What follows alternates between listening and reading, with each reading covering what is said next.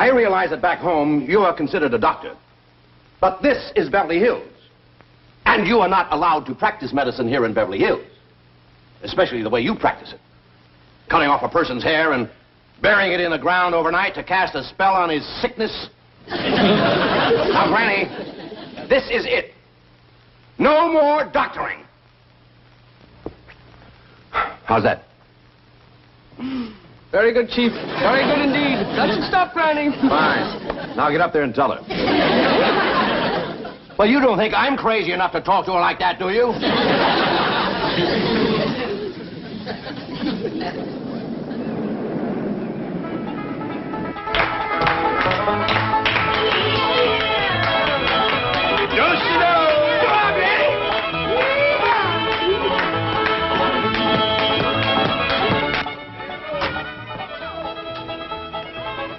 A square dance? At this hour of the morning?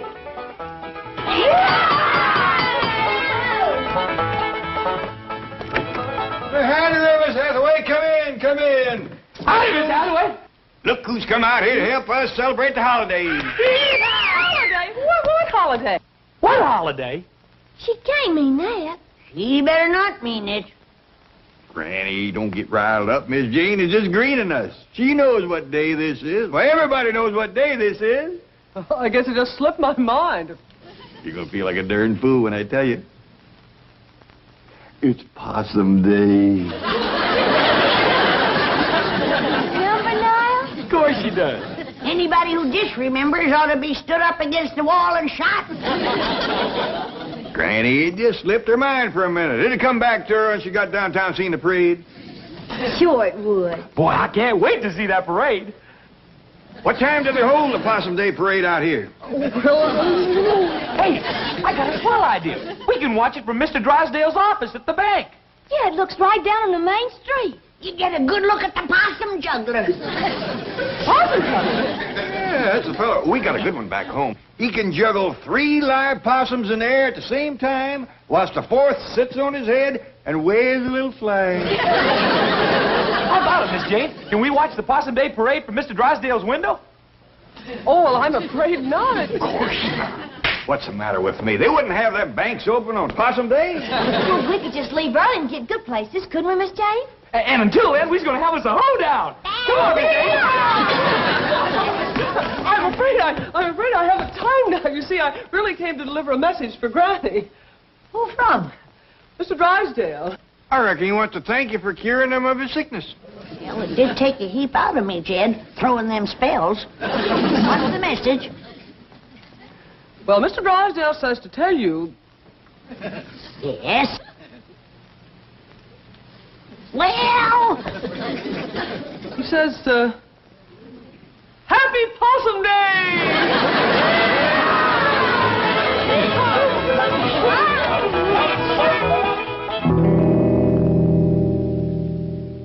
Roy, will you relax? What are you complaining about? She whacked off my hair, too, didn't she? But I am a doctor. Do you have any idea what I've been going through this morning? The lawnmower? Now remember your Hippocratic oath? I have a few oaths for you that Hippocrates never even heard of. If word gets out that my hair was snipped off, buried by a little hillbilly witch doctor to cast a spell on my sickness, do you think I'd have one patient left? Yes, I see what you mean. They'll all be going to her. Drysdale, I am going to the state medical board, and when they get through with that little woman, she won't be able to prescribe an aspirin for her own headache. Oh, Roy, will you relax? I've already taken care of that. You have? My exact words to her this morning, this very morning, I said, Granny, this is it. No more doctoring. And what did she say? Well, I won't know till my secretary gets back. You sent your secretary to tell her that? Well, she's much more persuasive than I am. She knows how to handle them. So do I. Roy! Dr. Clyburn to you. Doctor, I appeal to you as a poor, helpless patient. You don't even appeal to me as a rich, helpless patient. If you make trouble for the Clapets, I'll be facing major surgery. What major surgery? The removal of $35 million from my bank. Without an anesthetic. Here she is. Tell the doctor you gave Granny my message. No more doctoring, and she agreed. Well, you heard her. Now get back to your office and forget the whole thing. I want to hear exactly what you said to Granny. And what Granny said to you. Well, upon my arrival at the Clampett mansion, imagine my surprise to find them arrayed in their Sunday finery and having a square dance. "Look who's here to help us celebrate the holiday," exclaimed Mr. Clampett happily. "What holiday?" I inquired innocently. "Possum Day," he replied earnestly. "Well, you..." Never mind the Tom Swift dialogue.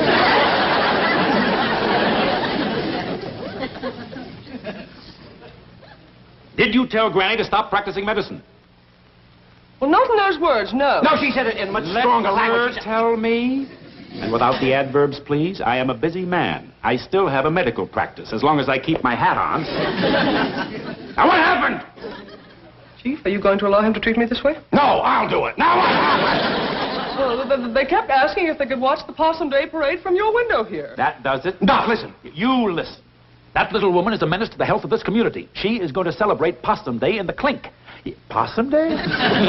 Dr. Pfeiffer. Doc. Roy, boy. You are constricting my brachial artery with your hemostatic grasp. What? Get your cotton-picking meat hooks off my arm. Look, I'll go see the Clampetts. I'll talk to Granny. I'll give her the message myself. I'll give her an ultimatum. I'll give you 1 hour. Oh, thank you, thank you. You are constricting my dorsal metacarpal.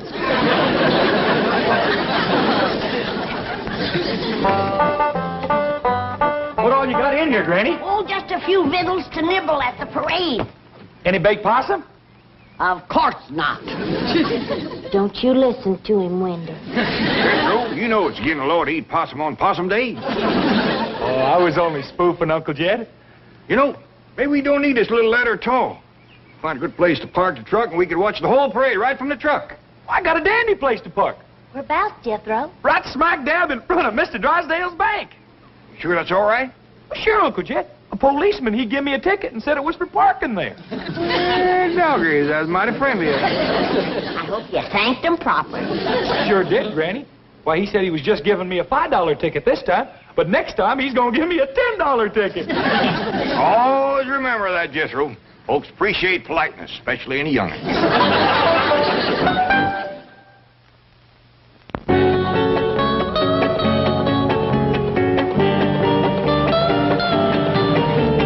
What else can happen to me today? Now, Chief, don't get so upset. Come on, faster, faster. Well, I reckon that's everything. Come on, let's get going. Oh, I'm so excited. This is the first time we ever watched a Possum Day parade in Beverly Hills. Yeah, I reckon they do it up proper out here. Oh, hey, Uncle Jed, shouldn't we bring along old Duke? I don't reckon that'd be such a good idea. What do you think, Granny? I don't think so. The way he's been eyeing old Wendell here.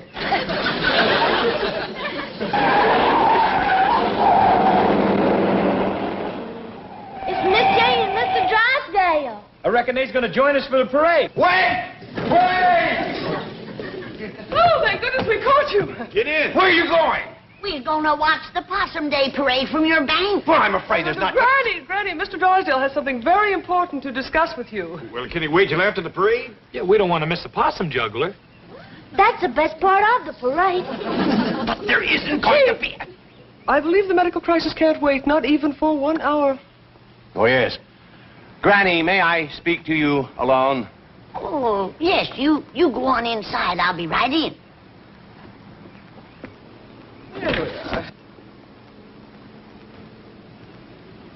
It's Doctor, and he wants to talk to me about it, ain't it?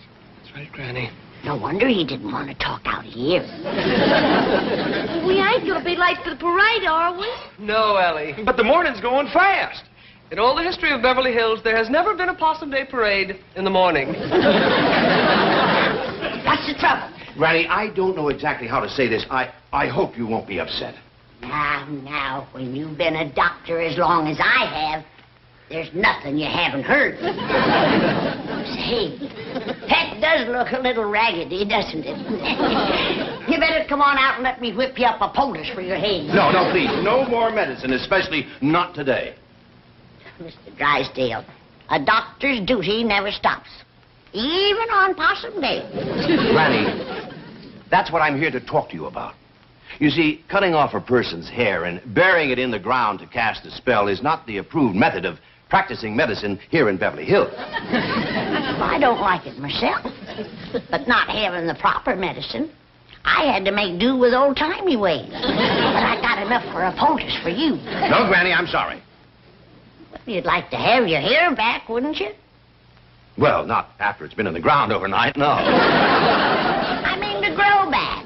Oh, it will. It'll probably take a month or so. Not if I make you one of my hair-growing poultices. Granny, that's what I'm trying to tell you. You cannot do that anymore. Not out here. I can't, huh? Jed! Come in here! Oh, please, don't go back home. Don't leave Beverly Hills. We'll work out something. Yeah, Granny? Remember I whacked off Jed's hair clear across the back there? Yes? Show him what my hair-growing poultice did for you, Jed.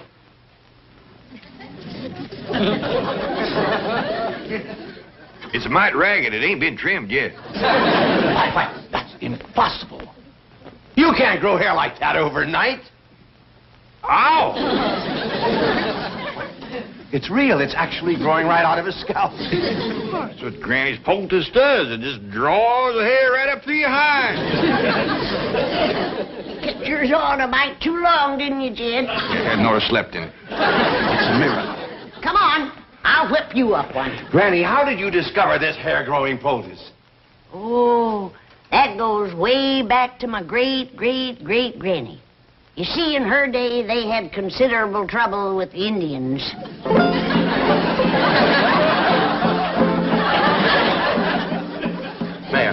Mayor, Your Honor, it doesn't have to be a big parade. No, just a high school band, a few horses, a few banners.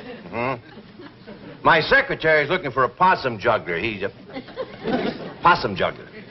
Yeah, he juggles 3 live possums with the same as... Hello? Is this the, Acme Theatrical Agency? Oh, fine. Well, we're looking for a possum juggler for a parade. You have a Clarence juggler. Not an actor. A possum juggler is one who juggles possums. Now, we would prefer one who can juggle at least 3 Hello?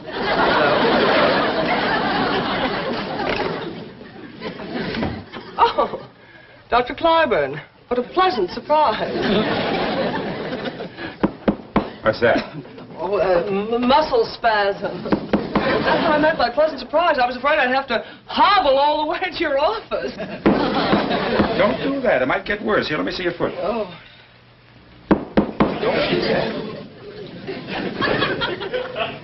Oh, but Dr. Clyburn, I assure you, Mr. Drysdale is not in.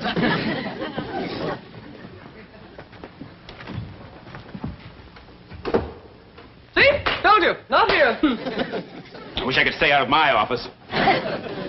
Have you any idea how it destroys the confidence of a patient to be examined by a doctor who keeps his hat on? The patient gets the feeling things aren't going well. The doctor's ready to skip out of town. But Dr. Clyburn, everyone knows you're the finest doctor in Beverly Hills. Now, don't try flattery on me. Now, what about Granny? Oh, that wasn't flattery. I didn't say it was. I just said don't try it. Now, what about Granny? Did Milburn speak to her? Absolutely. I drove him there myself. Did he lay down the law, tell her no more doctoring, or did he chicken out as usual? Oh, Mr. Drysdale is not one to chicken out. He has an excellent law record. Yes, I've heard it.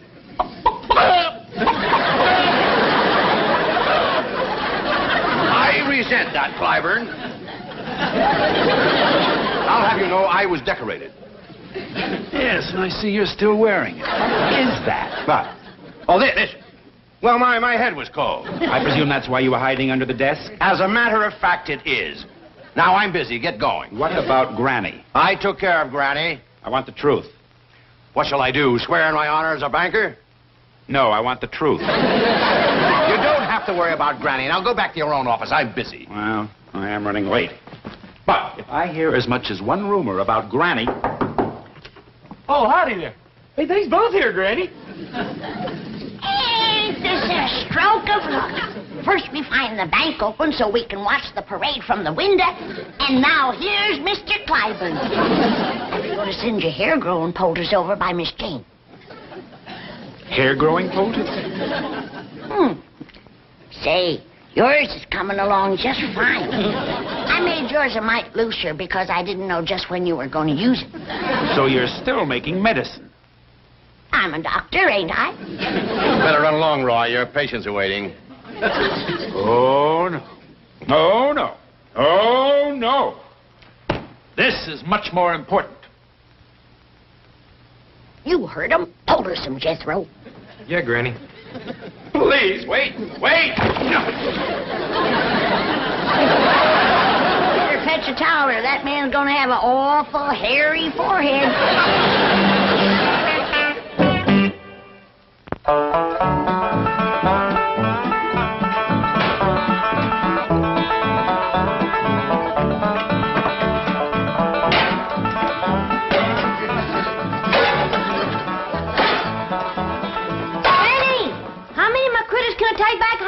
None that you didn't bring with you. I don't want nothing around that's going to remind me of this miserable place.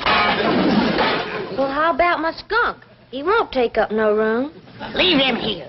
Well, he might get kind of lonesome. They ain't got many skunks in Beverly Hills.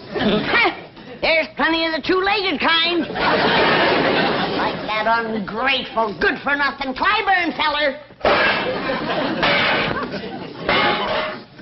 Say, Granny, it's coming on for nightfall. What you say we all get a good night's sleep and we start out for home first thing in the morning? I ain't spending one more night in this Beverly Hills, and that's that. I'm going back home, where folks appreciate you doctoring them back to health and poultice hair on their heads. That Clyburn fellow was plumb ungrateful, was he? Downright nasty.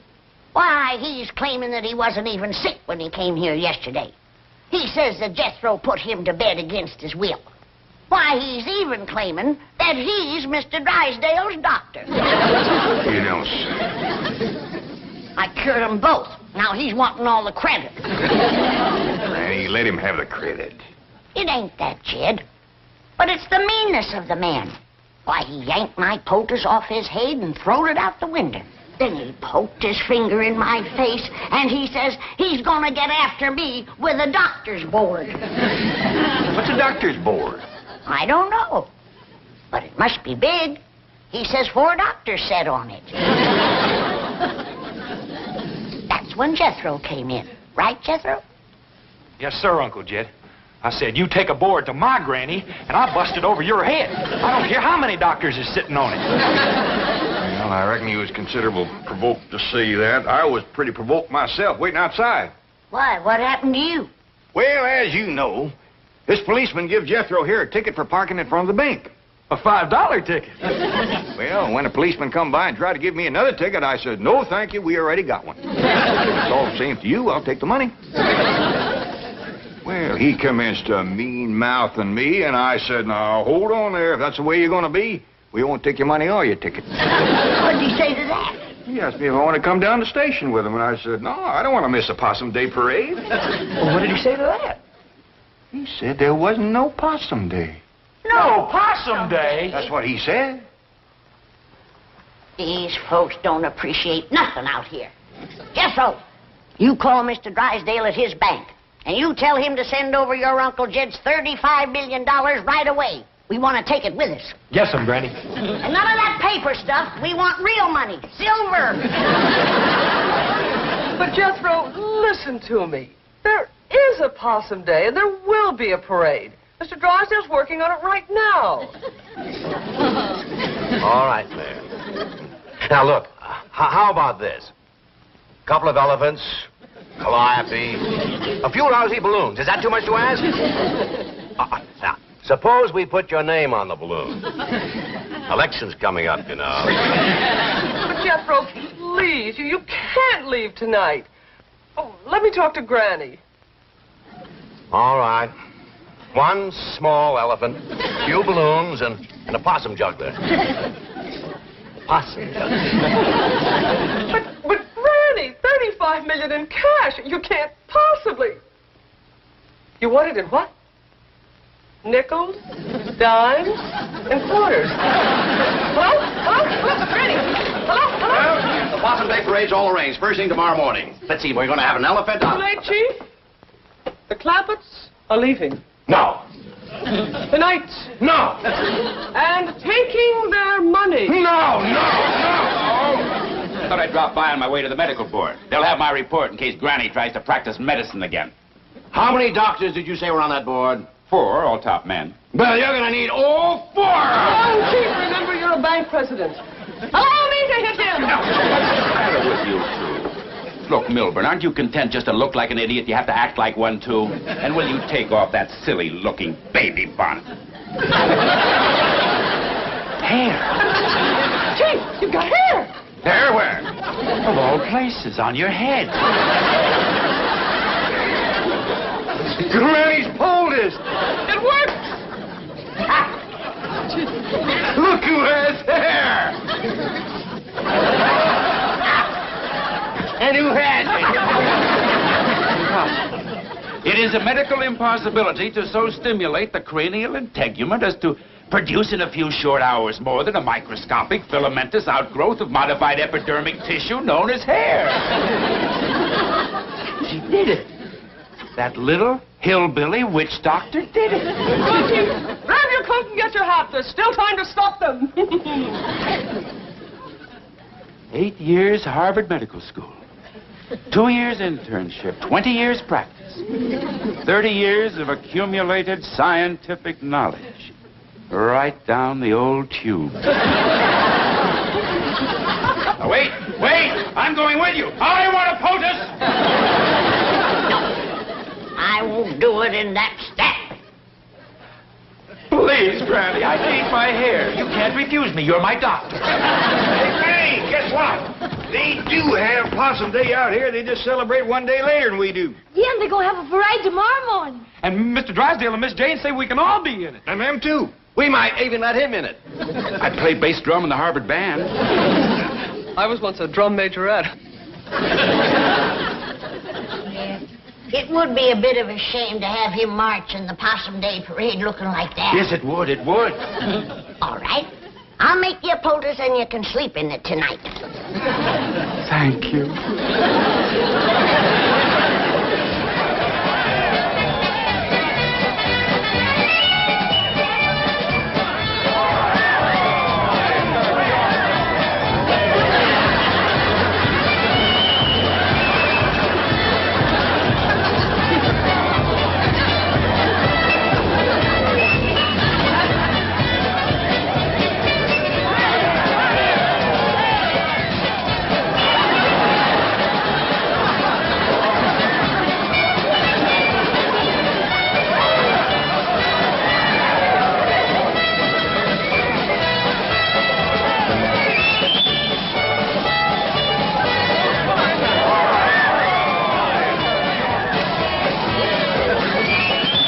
Dandy parade, ain't it, Granny?